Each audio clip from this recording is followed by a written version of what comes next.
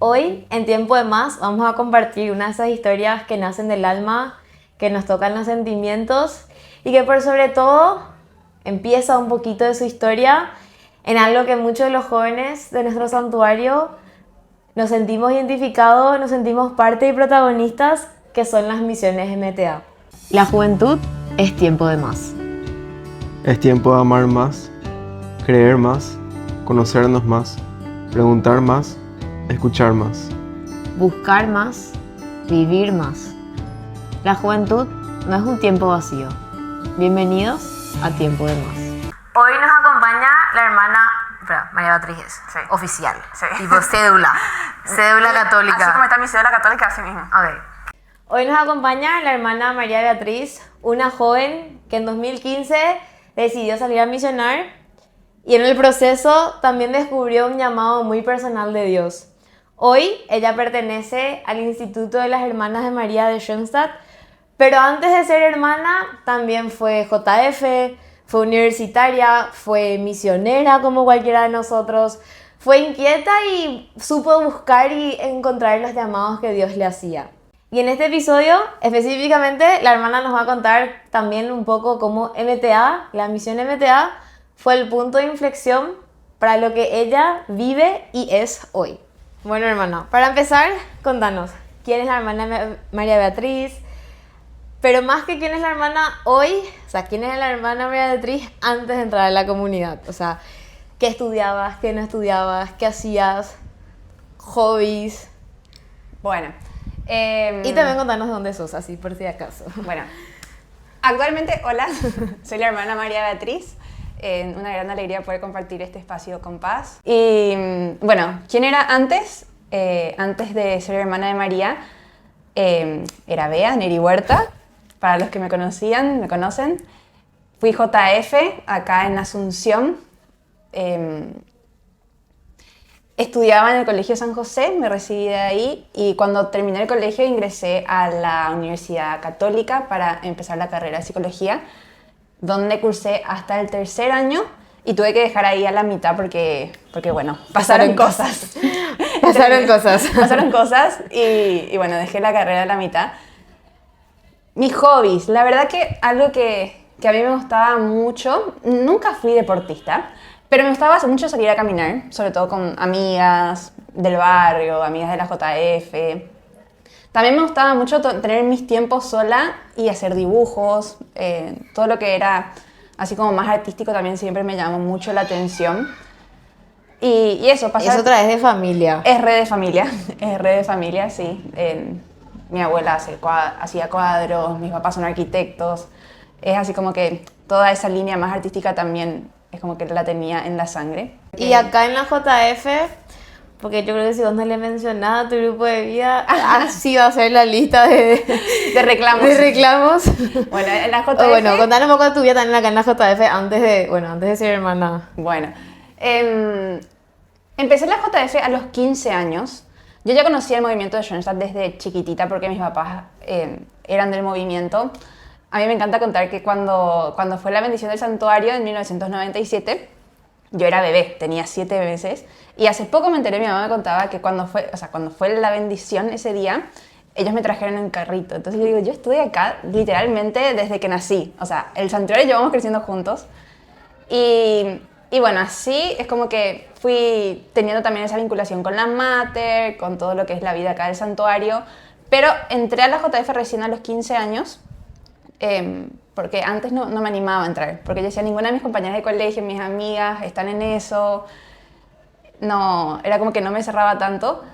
Y en primer curso, sí, ahí es como que entramos así todas en manada y después es como que se fue filtrando el grupo y nos quedamos solamente 5, que somos las Ánforas Lux. Y Las míticas. ¿Las qué? Las místicas. ¿Por qué las místicas? Y porque es un grupo que siempre se mantuvo. Sí, es verdad. O sea, empezamos... Hasta el día de hoy. Sí, siempre que podemos nos juntamos y es un muy lindo grupo. Creo que todas realmente dimos la vida más o menos por la JF y realmente nos encontramos acá en nuestro lugar y también entre nosotras. O sea, pudimos formar esa comunidad con ese, ay, qué poquitas que eran, pero yo creo que realmente éramos un buen grupo de vida. Y Justo ahí también hablaba con otra chica que me decía, hermana, mi grupo está quedando chico, pero hace poco escuché la frase que decía, muchos son los llamados y pocos son los elegidos. Y nosotras realmente nos sentíamos así, como que nosotras éramos las elegidas y las que teníamos que estar ahí, las que teníamos que tener esa misión de ser ánforas lux. Bueno, y siguiendo un poco con esta historia personal tuya, al terminar el colegio, ¿existía MTA o no existía MTA? ¿Existía ese cumplí 17, salgo del colegio, cumplí 18, salgo del colegio, me voy fin de curso y ya engancho a una misión? ¿O era otro el estilo de actividades? Lo que existía en aquel entonces eran otras misiones con un enfoque distinto y sí, yo esperaba terminar el colegio y que sea verano para participar en esas misiones.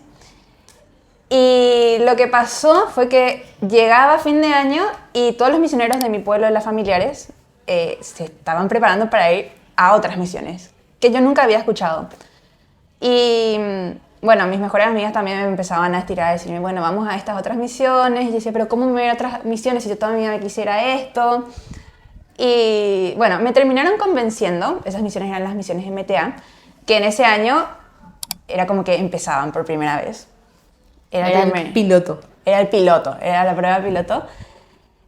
Y así fue como llegué a MTA. Era así como literal, eran las primeras misiones. Ustedes imagínense que todo era nuevo. Hoy en día, pienso, o sea, los chicos que participan en MTA, muchos ya se conocen, los jefes, todo eso.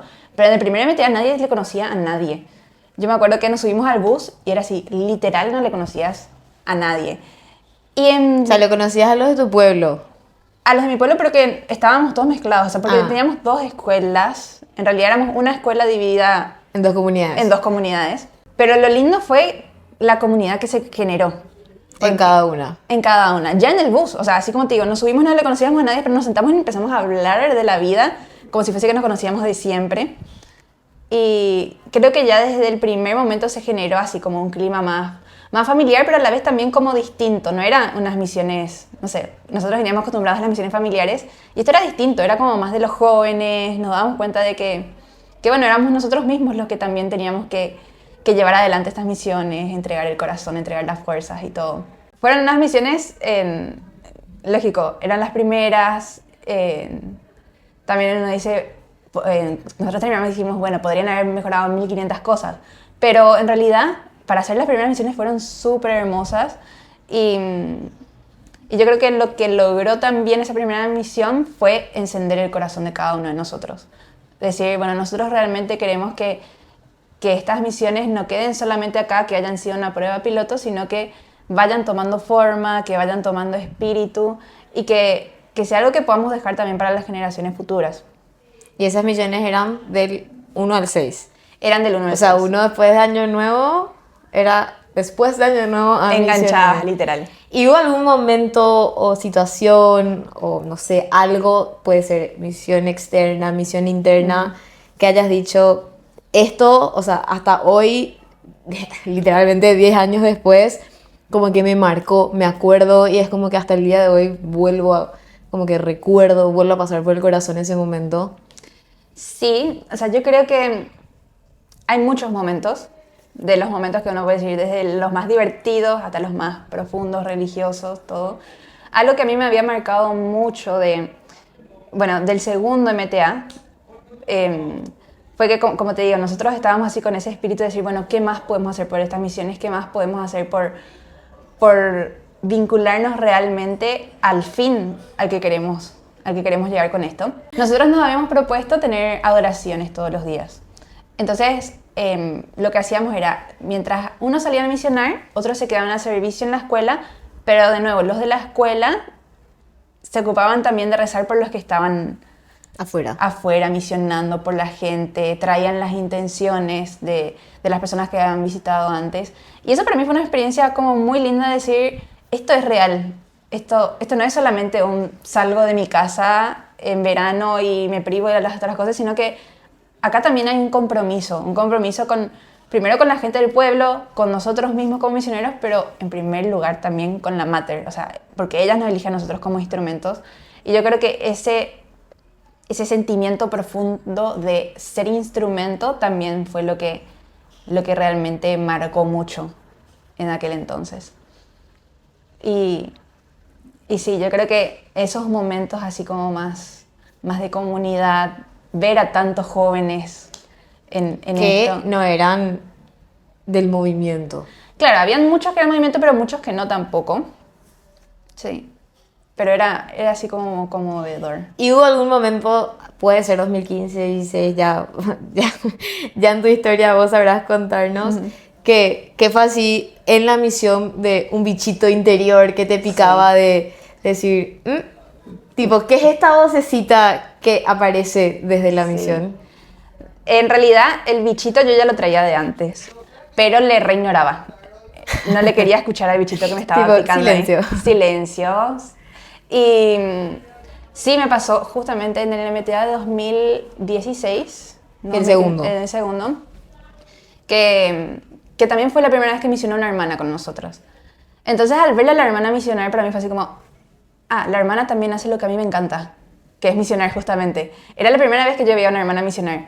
Entonces fue así como, ella también hace lo que a mí me gusta. Y Hacemos lo mismo. hacemos lo mismo. Pero, como te digo, es como que yo venía con ese chip de no es para mí, no es para mí. Pero toda esa emoción, toda esa alegría, pero también todo ese confrontarse con una misma, fue como que en un momento de MTA, a mí es como que me cayó así, boom, toda la ficha, y me dije a mí misma, tenés que dejar de escapar. Vos estás misionando, estás proclamando algo, pero contigo misma estás siendo totalmente egoísta. O sea, le estás diciendo a todo el mundo que la Mater está con ellos, que la Mater les acompaña. Estás escuchando también cómo la Mater obra en otras vidas, pero le estás cerrando a ella la puerta en tu corazón. Y eso también en una oración nocturna fue como que me cayó y dije, yo estoy sintiendo esto. Yo estoy sintiendo el llamado y no puedo seguir escapando. Claro, fue como que en un momento que yo siempre digo que los momentos de misión también son nuestros momentos para nosotros, poquito menos, que bueno, también es a lo que vamos, porque vamos más para regalarnos que para nosotros mismos, pero en ese momento, o sea, qué lindo que, bueno, poder verbalizarlo, tal vez no que estás a mi lado, te cuento, pero poder verbalizarlo en un ambiente donde, como yo siempre digo, o sea, en la misión no me pidan explicar, porque es como una presencia de Dios Exactamente. todo el tiempo, en todos lados, sabes, como que están jugando, no sé, uno, vos decís, tipo, pero sí, acá está Dios riéndose, tipo, Jesús está sentado al lado nuestro también riéndose, y qué emocionante también en ese momento, en ese lugar. Sí, sí, realmente. Y yo creo que, como dije hace rato también, la vida misma de la gente con la que uno se encuentra también interpela mucho. En el sentido de decir, hay veces que ellos son los que nos misionan a nosotros con sus historias de vida. Y tengo también, o sea, como muchas de esas experiencias en MTA de gente del pueblo que realmente para mí fue como decir, esta gente que pasa por tantas cosas permanece en Dios, está con el corazón abierto a Dios, ¿por qué yo no? ¿Por qué yo estoy escapando y ellos me están enseñando que eso es lo que no tengo que hacer? Claro, vos estás estudiando JF, Sí. y ellos están así, vení. Claro. Vení. Sí. Bueno, y algo que me parece súper importante, como que recalcar también, que es, bueno, algo que también nos mencionaba el padre Manu cuando hablábamos de la alianza de amor, que Jesús, o sea, Dios no le quiso solo a Jesús en la tierra, por eso le mandó a su madre. O sea, Jesús tampoco, o sea, Dios podía decir, Jesús va a la tierra, podés solo, pero dijo como que Jesús también necesita una madre que la acompaña. Entonces, bueno, desde ese momento, esa oración de la noche que vos nos contabas que fue así el momento que dijiste, acá hay algo, acá hay un bichito que es real y que ya basta de silenciarlo, por así decir. ¿Cómo sentís que María también te acompañó en ese proceso a vos? Bueno, yo creo que la Mater se hizo presente de muchas formas y esto que solemos escuchar mucho del Padre que entendí que Dios obra a través de causas segundas es tan real y bueno, en primer lugar, la Mater en su santuario me atraía un montón. Creo que esos momentos de oración también acá en el Santuario Joven fueron muy claves como para pasar por el corazón todo lo que estaba aconteciendo ahí adentro. Pero también a través de personas concretas. Pienso en mi asesora de aquel entonces, que era la hermana Lucila, que también era aquella hermana que había visto misionando. Pienso también en mis amigas, en Miku, cómo no nombrarla, porque después... pienso en mi familia. Es como pequeñas señales que Dios va mandando que uno tiene que estar así como muy abierta, con el corazón muy, muy despierto para poder captarlo, porque fácilmente puede decir, bueno, es una tontería, algo que simplemente pasó, pero también Dios habla a través de esas cosas. Y eras consciente, o sea, decís, porque tal vez hoy así, pero decís que eras consciente en ese momento o ya luego después como que te diste cuenta y dijiste, Yo creo que pasó eso. Sí, que es como que pasaban las cosas y no me daba cuenta y después era como, Dios me dijo esto, la madre me habló, no es que me habló, me fue señalando esto y mi mayor miedo siempre era eso, o sea, el no darme cuenta. Y yo cuando le rezaba a la madre por mi vocación le decía, grítame, porque yo no sé si voy a ser capaz de darme cuenta por mí misma. Lea. Sacudime si es necesario. Pero realmente era como esa desesperación de decir, no quiero hacer mi voluntad, no quiero desviarme de tu camino, quiero hacer realmente lo que está en el plan y no sé si es que yo por mí misma me puedo dar cuenta. Entonces era como esa constante impotencia, pero también esa impotencia me llevaba a la oración, a rezar, a pedirle que me muestre cuál es el camino y a tomar más en serio ese discernimiento, que no sea... Mi teléfono, el padre favorito es la impotencia requiere una vinculación más grande con la gracia y es eso. Es eso. Sí. Y volviendo a esa misión, o sea, misión es del 1 al 6 de enero del 2016, pero vos te fuiste recién en 2018, es como que tenemos ahí 2 años enteros y otra misión más, donde como que Bea era una misionera con un signo de pregunta y como que voy a intentar abrir esta puerta a ver qué pasa. Y después de esa misión, ¿qué pasó? O sea, ¿hubo algo que vos volviste a Asunción un tiempo, unos meses, unas semanas después que... Como que acá también va mucho al buscar, ¿cómo sabes que no es solamente hay un llamado? Porque es algo que a muchos jóvenes puede pasar que, o sea, le ves a un sacerdote, le ves a una hermana y decís, hijo de mil, qué increíble dedicar tu vida a la fe y al apostolado, pero ¿cómo sabemos que no es un qué full, qué lindo y es algo un poco más profundo interiormente? Qué buena pregunta. Yo creo que a partir de ese momento en el que caí y acepté el cuestionamiento interior, surgieron 1000 preguntas. A partir de ese momento era así una mezcla de emociones, una mezcla de preguntas. A partir de ahí aceptaste. A partir de que acepté. Porque a partir de ahí era, por una parte, qué hermoso sería, qué lindo ser hermana de María, qué lindo entregar tu vida a Schoenstatt, qué lindo todo. Por otra parte, ¿y qué va a ser? O sea, y le dejo a mi familia y nunca más les voy a ver, y qué van a pensar, y mi carrera que no terminé, todo. O sea, es como que se mezclaban todas esas emociones. Claro, de una pregunta a 500 preguntas. No sé si a todos les pasa, pero a mí me pasaba eso de que esa preguntita abrió todo un mundo. Y era como ir atravesando todas esas situaciones. Y lógico que después de ese MTA, todavía seguí un poco como frenando la situación. Pero, como les dije hace rato, las causas segundas me fueron sacudiendo un poquitito.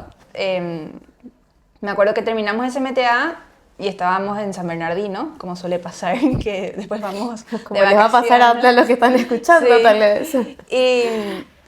Y como que yo había tenido esa vivencia tan fuerte que era como que solamente quería estar con Dios para poder procesar todo esto.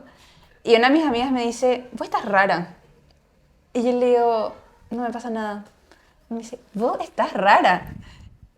Y le digo, sí, pero hoy me quiero quedar en casa. Ustedes vayan a la fiesta, yo me quedo.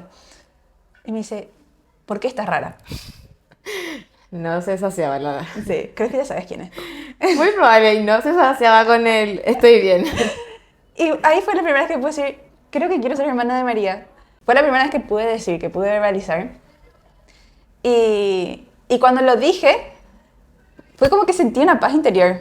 ¿Y él le habías dicho antes a alguien de tu casa? A nadie. O sea, Hasta ese momento nunca dije en voz alta. en voz alta, quiero ser hermana de María. Ni a las hermanas. Ni a las hermanas. A nadie. Y fue así como, sentí una paz. Como decir, bueno, creo que ahora empiezo a asumirlo y empiezo a encaminarlo. Y después de eso sí pude hablar con la hermana. Y también en el momento en el que hablé con la hermana fue, bueno, ahora yo estoy empezando a dejar mi vida en estas manos, o sea, en las manos de la Mater, en las manos de Dios. Y era muy incierto, porque podía ser como podía no ser. Y estaba también ese miedo de qué pasa si me equivoco, qué pasa si no es. Pero yo creo que justamente el ir hilando todos los hilos conductores de Dios es lo que nos va ayudando también. Y creo que también lo importante es el no desesperarse. Porque también puede pasar como que entra la angustia, la desesperación. Entonces, ante eso uno dice, chao, no, ya. Voy a continuar con mi vida normal, voy a terminar mi carrera. Claro, no me responden el correo. Bueno, no. Claro, porque el proceso vocacional no es algo que... tengo vocación, sí. Gracias. Listo, ya, se cerró. Sino que es un proceso mucho más profundo, mucho más interior. Y que hay que animarse. Hay que animarse. Y yo creo que lo más lindo viene cuando está la respuesta, cuando está ese sí. Y personalmente a mí me pasó que estaba entre eso, si es o no es. Y una vez que me postulé, que me presenté, cuando me admitieron para mí fue, ya está. Es la voluntad de Dios. No, deja de preguntarte, deja de dar vueltas. Si Dios te quiere acá, es así. Y realmente yo creo que es muy lindo después vivirlo y experimentarlo y decir, yo me estoy dejando conducir por Dios y Dios me está regalando plenitud, me está regalando alegría. Y nunca vas a tener así la certeza firmada, pero es lanzarse, es literalmente soltar todo y lanzarse a los brazos de Dios, confiar. ¿Y cómo fue ese MTA? O sea, en el MTA 2017, el puente entre tu ida y la pregunta. Yo creo que en ese 2017, porque fue así, yo volví del MTA 2016, por un tiempo me dediqué a la pregunta. A la pregunta, a plantearme mi vocación, y después nuevamente le cerré la puerta. Ah. Por un tiempo nuevamente cerré la puerta a la pregunta vocacional, y creo que en ese MTA 2016 estaba en eso. En 17. Estaba nuevamente en esa negación. Y no se fue otra vez Dios a... No, en ese momento todavía no. A tipo, hola. Sí, no, ahí todavía no. ¿Y qué miedos o, no sé, inseguridades o lo que, bueno, principalmente miedos tuviste desde el momento que tal vez verbalizaste o que, bueno, no sé si te fuiste a contarle a tu mamá o a tu papá o a una de tus hermanas, porque miedos, o sea, es como tirarte a es como tirarte a una pileta que no, o sea, cuando no sabemos nadar, Claro. Lo mismo cuando nos pasa, no sé, con cualquier tipo de vocación, es como que es lanzarte a una pileta y no vas a saber nadar, vas a tener que aprender a nadar. Y cómo, o sea, ¿qué miedos tuviste que atravesar o qué inseguridades desde el momento de decir, parece que quiero ser hermana, hasta que llegó el sí oficial de la comunidad? Claro. Yo creo que el miedo más grande era el hacer mi propia voluntad y no la voluntad de Dios. Ya sea que me decida o no me decida por la comunidad. Y también el miedo de decir, ¿y será que siempre voy a ser capaz de escucharle a Dios? Porque también es como un constante entrenamiento el tener el corazón predispuesto a escuchar la voluntad de Dios. Y eso por una parte. Y después están todos los otros miedos, desde la familia. Nosotros los paraguayos somos como muy de nuestra familia, muy de nuestras raíces. Y era, me voy, les dejo. Vos sabés que tengo sobrinos chiquititos, no les voy a ver crecer. Pero... O tus hermanas también. O mis hermanas, sí. Valentina tenía 13 años, creo. Sí, por ahí. Sí. O, no, bueno, también la parte de, qué sé yo, mi hermana hace caso ahí. Claro, Y bueno, sí.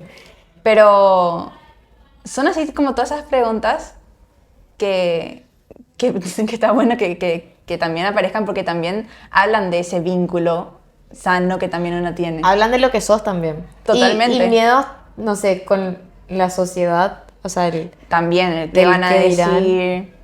el que dirán. Pero ese se me fue medio rápido porque yo dije, si yo voy a ser feliz, ¿qué me importa? Muy generación Z ese pensamiento. Sí, sí, sí, sí.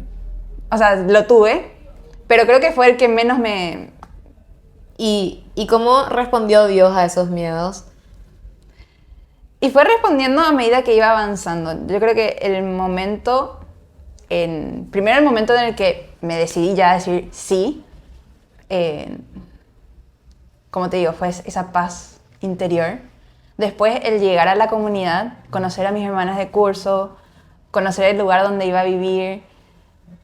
Son muchas ustedes. Somos muchas, sí. Y yo siempre digo que para mí lo más hermoso es el curso, porque realmente se genera esa comunidad de vida con los mismos ideales, con los que aspiras también a alcanzar algún día la santidad, si Dios nos llama a todos para eso, y vamos juntas en este camino que es largo, que también tiene todos sus desafíos. También el consagrarme por entero a Schoenstatt.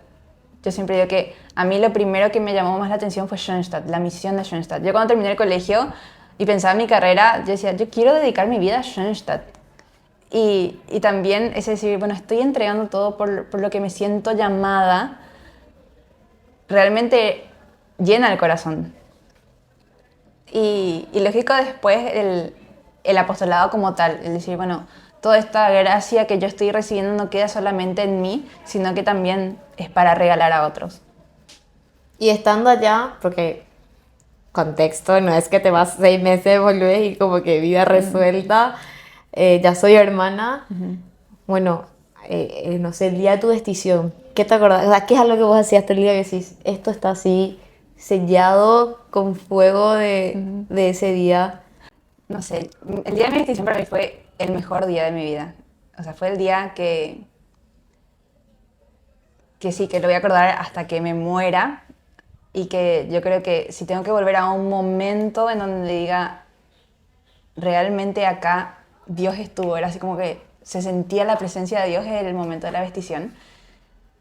Así, anecdótico y simpático, me pasó que antes de la vestición, cuando estábamos en la sacristía, con el vestido de blanco, a punto de salir, yo estaba muy nerviosa, tan nerviosa que me sentía mal. Yo me sentía re descompuesta y literalmente yo estaba sentada en la silla así toda pálida y me estaban abanicando porque yo sentía que yo me paraba y me desmayaba de lo nerviosa que estaba. Y me acuerdo que yo había pedido que me traigan una botella de agua y me trajeron un bidón de agua. ¡Qué botella! ¿Qué botella? Todo lo que quieras. Por si acaso, agua bendita también eso, Tal cual. por si acaso. Todo eso. Estaba muy nerviosa porque era un paso sumamente grande. Y sí me acuerdo que cuando se abrió la puerta y teníamos que salir en procesión, es como que todo ese nervio, todo ese malestar, toda esa angustia, ¡pum!, desapareció. Y en ese momento me inundó una alegría. Yo en ese momento decía, ya está, ahora simplemente tengo que caminar al altar, entregarme a Dios. Y sí, fue ir en procesión. Yo me acuerdo de estar en esa procesión y realmente no sentir a nadie a mi alrededor. Después veía la foto y decía, 200 JF. ¿qué cantidad de personas había? Yo no me di cuenta de nada, de lo compenetrada que estaba del momento.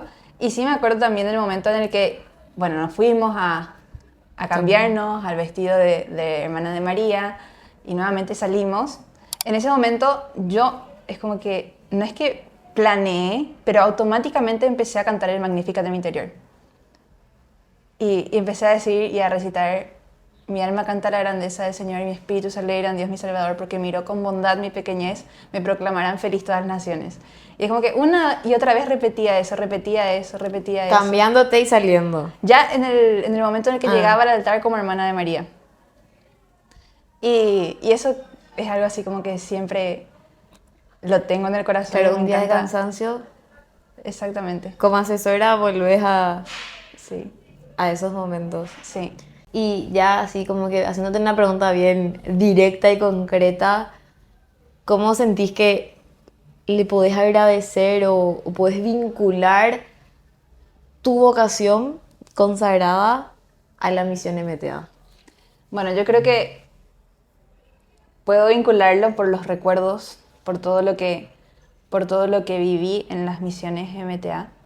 eh, y también por todas esas cosas que fueron despertando en el corazón. Como te dije hace rato, eh, todas esas preguntas también surgieron al ver a tantos jóvenes salir y, y creo que no puedo contar mi vocación sin contar lo que fueron esas misiones.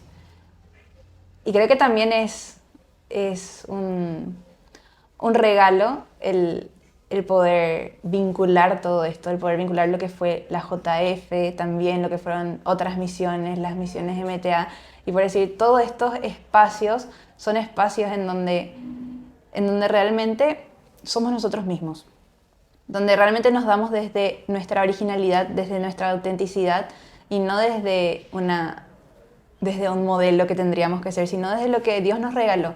Y yo creo que eso lo guardo en el corazón, el poder decir, es el lugar donde nos damos auténticamente y donde Dios también nos llama con nuestra originalidad.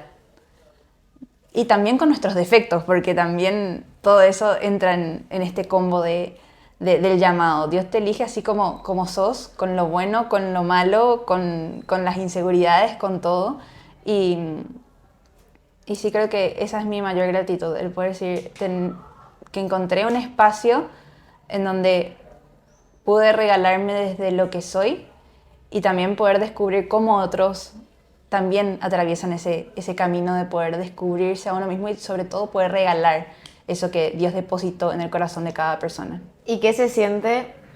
Bueno, esta sí es una pregunta extra, pero hay una foto del año pasado que, bueno, en este momento voy a agregar acá, que es la hermana Bea como misionera y 10 años después, y es una foto que a mí de verdad me emociona, y en este momento me emociona otra vez, es como que 10 años después de su primer MTA, de ese primer MTA que era de verdad, saltemos, consagrémonos a lo que Dios tiene llamado para nosotros, yendo a la misión como asesora.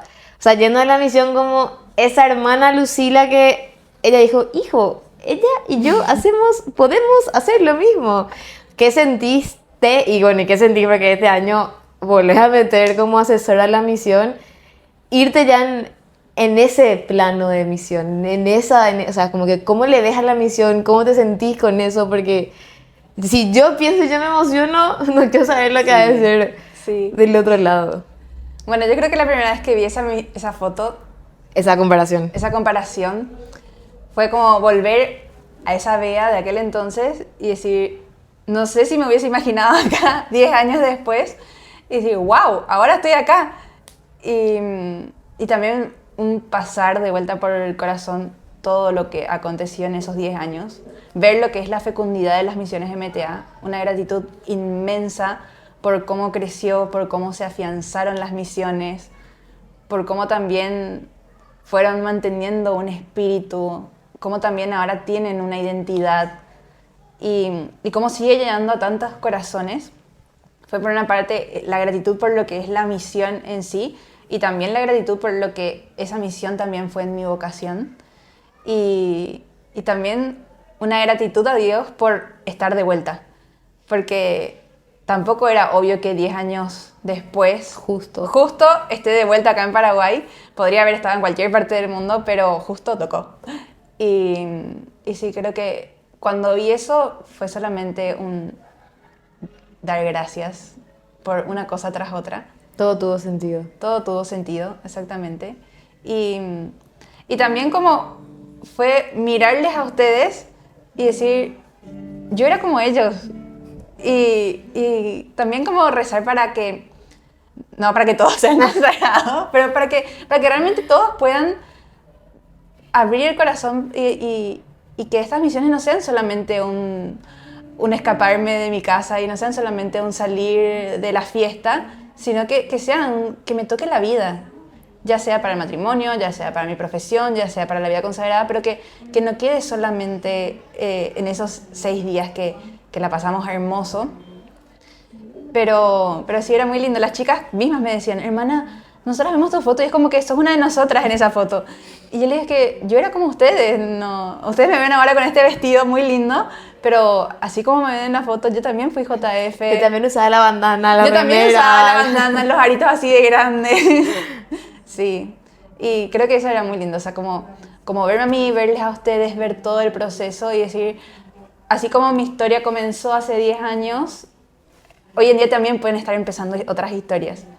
Y eso que, o sea, como hablabas también al comienzo de que en 2016 te llamaba y lo que más te marcó era que se vivía en el propósito por lo que era Jesús, las adoraciones y cómo, o sea, llegó un punto de inflexión en la misión que dijimos, si esto es lo que es, nos toca reacomodar las fechas a que sea como que un momento donde, bueno, recibir y terminar de verdad el año en presencia con Jesús. Y eso también te genera también un ver qué lindo cómo la misión sigue respondiendo a eso que vos decías en 2016, respondía a lo que era Jesús en el centro. Y hoy, o sea, el día punto medio de la misión es el día donde recibimos y cerramos el año. Sí, eso también es muy lindo. Es muy lindo también pensar esto, que las misiones llevan el título de la MTA, que es María, y en el centro está Jesús. Y también ver eso, o sea, María siempre es la que nos va a conducir a Jesús. Y eso es lo que nosotros realmente experimentamos, porque uno puede decir, ay, los que somos totalmente marianos y no le tenemos en el centro a Jesús, pero las misiones nos muestran eso. Cuanto más nos vinculamos a María, cuanto más estamos con ella, más arraigados estamos en el corazón de Jesús y más gozamos y disfrutamos de su presencia. Antes que nada, gracias hermana por tu testimonio y también por lo que entregas, no solamente en esos 6 días de misión por todos nosotros, sino lo que Bea del 2016 ya rezaba por nuestra misión tan querida. Entonces, bueno, si yo soy una misionera que estoy dudando de ir a MTA, ¿qué me dirías? Yo te diría que te des la oportunidad a vos misma de poder experimentar algo distinto en tu corazón, de poder experimentar que sos instrumento, que Dios te elige también para algo. Y este algo no es, ahora no estamos hablando de la vocación, este algo es vos joven de 18, 19, 20 años, podés cambiar un poquitito el mundo, podés cambiar un poquitito tu entorno, podés cambiar un poquitito también tu corazón, simplemente abriéndote al actuar de Dios y también al actuar de Dios en los demás, en lo que es las misiones, encontrarte con la gente del pueblo, encontrarte con los misioneros, encontrarte con los jefes que van a estar al servicio y dar esa oportunidad de experimentar algo distinto y algo que en definitiva te ayuda a crecer, que es una experiencia que suma y que no resta y que no te vas a arrepentir. Bueno, gracias hermana por recordarnos que una misión te puede cambiar la vida y como digo yo, MTA te cambia la vida, sea la manera que sea, o sea, de verdad, sea la manera que sea, ya sea en este estilo o en compromisos mucho más lindos con la iglesia, de volver a traernos a tal vez a ciertos jóvenes que andaban con dudas. También gracias por recordarnos que la juventud no es una etapa, o sea, no es una etapa check 25, 26, 27, bueno, ya estoy, tipo, me voy a la siguiente etapa de mi vida, sino que es un momento y es el tiempo para descubrir quiénes somos y para quién vivimos, que al final del día es lo más importante, o sea, quiénes somos, podemos descubrirlo muy tal vez fácil, pero qué importante es descubrir el para quién y para qué vivimos. Y bueno, gracias por también volver a traer a la mesa que MTA no es una experiencia, es como que es aparte de un gran estilo de vida, es también un envío a salir de nosotros mismos desde las incomodidades que yo pongo muchas veces entre comillas que vivimos en esa semana o las comodidades que dejamos en Asunción, mejor dicho, y es una es un envío a salir de tanto nosotros mismos como a conocer también qué es lo que está allá, o sea, qué necesita, qué busca nuestra juventud, o sea, qué está así en necesidad. Y bueno, que Dios nos sigue llamando, es muy importante recordarnos. La hermana Bea es simplemente un testimonio más de los miles y miles y miles que podemos encontrar. Y bueno, Dios sigue llamando, Dios sigue esperando y Dios nos sigue hablando por medio de las personas. Porque la juventud, yo siempre digo, como que acá hablamos mucho de que la juventud es tiempo de más, es tiempo de escucharnos más y escucharle más a Dios. Es tiempo de entregarnos más y sobre todo es tiempo de mucha más vocación.